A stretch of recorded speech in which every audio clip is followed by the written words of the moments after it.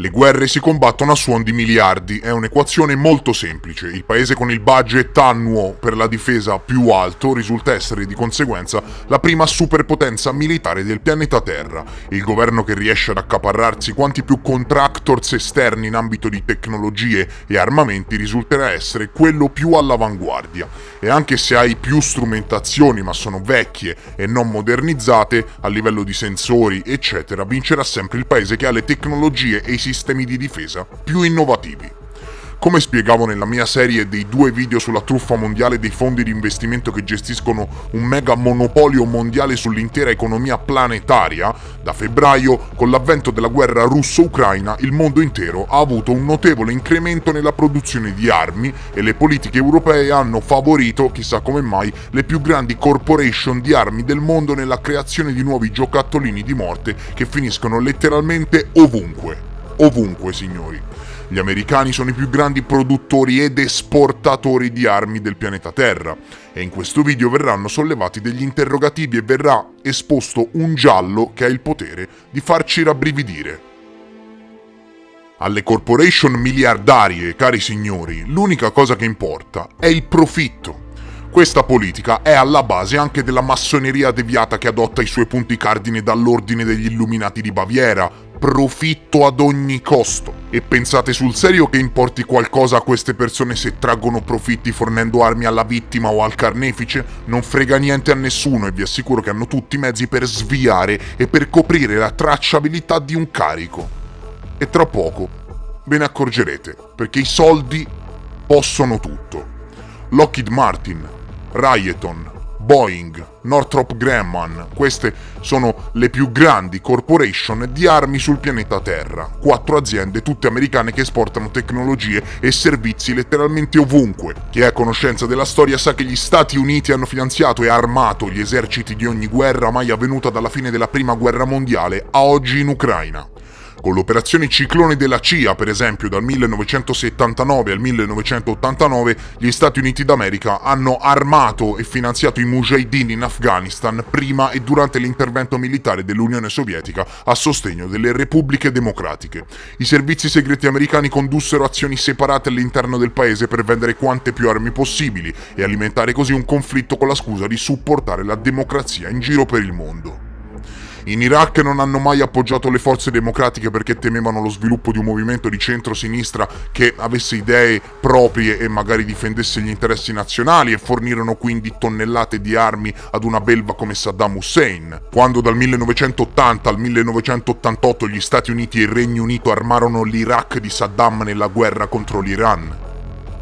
L'ex direttore della CIA Robert Gates, nelle sue memorie, confermò un'operazione super top secret iniziata nel 1979 e portata avanti per circa un decennio, in cui gli Stati Uniti hanno appoggiato i guerriglieri afghani in funzione anti-sovietica fornendo armi a veri e propri criminali. Cioè, avete capito di chi stiamo parlando? Ecco, parliamo della nazione che ha armato e finanziato la maggior parte delle guerre negli ultimi 60 anni. Parliamo della nazione che si è creata i propri mostri per sfamare l'industria della guerra e guadagnare miliardi a discapito delle persone. E non lo dico di certo io, ma la storia stessa. A livello globale, il mercato delle armi vale più di 2000 miliardi di dollari ed è in netta crescita anno dopo anno. Basti pensare che nella decade dal 2011 al 2021 la spesa militare complessiva di tutti i paesi del mondo è aumentata del 9,3%, con la Cina che nello stesso periodo ha registrato un più 76%. Gli Stati Uniti rimangono ovviamente in testa sia come i più grandi produttori, ma anche come i più grandi esportatori di armi nel mondo. Il 38,6% delle esportazioni globali di armi e sistemi d'arma provengono dagli Stati Uniti, che negli ultimi 20 anni hanno rifornito più di 100 paesi.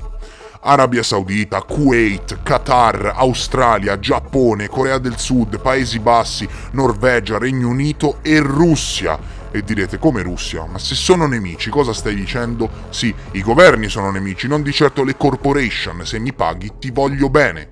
ecco la politica molto semplice che attuano queste persone. E se è vero che il commercio delle armi è regolamentato rigorosamente da enti come lo Stockholm International Peace Research Institute, e quindi fanno già i miliardi con le armi che alla luce del sole con l'approvazione dei governi forniscono per esempio all'Ucraina legalmente, è anche vero che esiste un mercato nero internazionale delle armi, gestito dalle corporation, che tende a coprire le proprie tracce.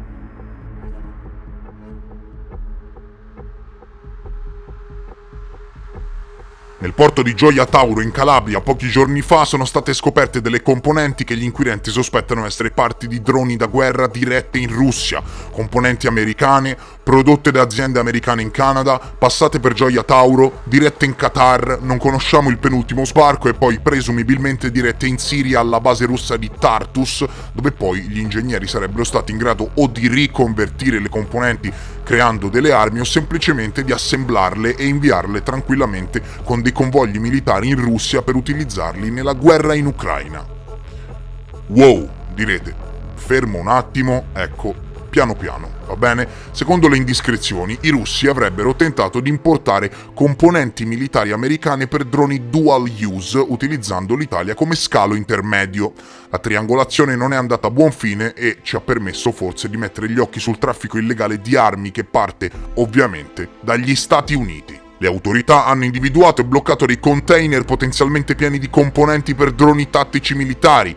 Il materiale, dal valore di decine di milioni di euro, si trova adesso sotto sequestro. Questa è una vicenda veramente emblematica, un giro molto pericoloso di notizie del quale ho voluto mettervi a conoscenza.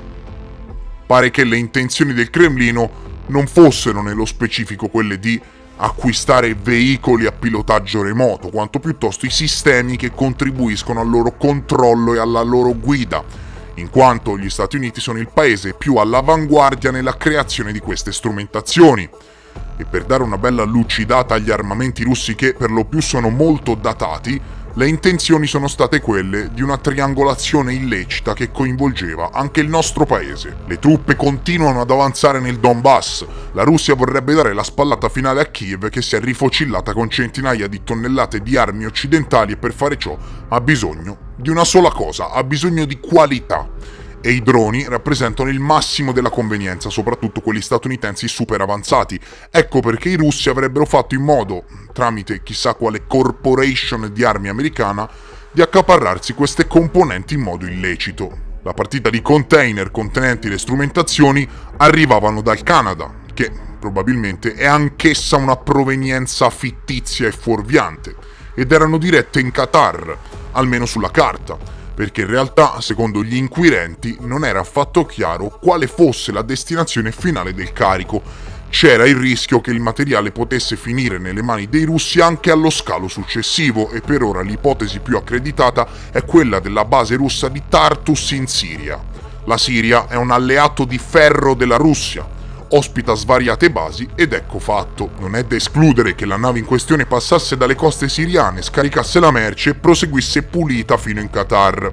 A quel punto, dalla Siria per i russi sarebbe stato veramente un gioco da ragazzi trasportare le componenti altrove dove ne avevano più bisogno. Non trovate? E non si tratta solo del traffico internazionale di armi, cari amici. Fate un secondo mente locale, guardate da lontano la situazione, non si tratta solo di questo. Qualcuno in America o in Canada deve aver costruito quelle componenti al di fuori della catena di produzione.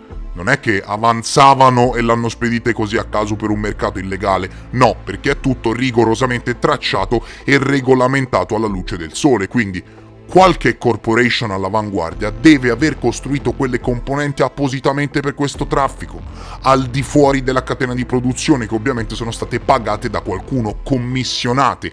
Deve averle inviate tramite una linea che pensavano fosse sicura e che sicuramente in precedenza ha già portato qualche consegna a destinazione. Quello che voglio dirvi è che, a rigor di logica, se le armi erano destinate in Russia, se provengono da oltreoceano, qualcuno oltreoceano deve essere stato d'accordo per avviare questo traffico. E finiamo sempre lì, finiamo alle corporation delle armi statunitensi, a cui non frega assolutamente niente se armano il carnefice o la vittima, basta che pagano. E qui non si parla di governo, fate molta attenzione. Non si parla di governo, attualmente l'FBI, l'agenzia federale, sta indagando su quello che è successo a Gioia Tauro. Sono volati dagli Stati Uniti in Calabria. Qui si parla del governo nel governo, ossia delle corporation private talmente ricche e talmente potenti che sono tranquillamente in grado di avviare trattative con un altro governo straniero. Nelle ultime ore, guarda caso, gli Stati Uniti hanno lanciato un allarme non da poco, ossia che l'Iran, altro alleato della Russia, si preparava a fornire alla Russia droni armati da usare in Ucraina. Questo demarca il disperato bisogno della Russia di accaparrarsi la tecnologia dei droni di nuova generazione e rivela un traffico internazionale di armi veramente spaventoso. Il porto di Gioia Tauro, signori, non è nuovo a traffici illeciti di questo tipo. Esistono articoli di Wikileaks che parlavano inoltre del porto come sbarco e diramazione di armi chimiche. Per quanto riguarda la situazione attuale, i bombardieri telecomandati senza pilota sono l'arma più ambita nel mercato, soprattutto da parte dei paesi coinvolti nei conflitti. Gli Stati Uniti sono tra i migliori produttori. Mosca non dispone della stessa sofisticata tecnologia e il gioco è fatto, faranno di tutto per accaparrarsi questa nuova tecnologia militare. Ma resta un altro problema. Sì, resta il problema della localizzazione GPS delle navi che trasportano carichi del genere, che ovviamente devono rispettare determinate rotte, determinati orari e sono rigorosamente controllate e regolamentate da enti di rilevanza internazionale.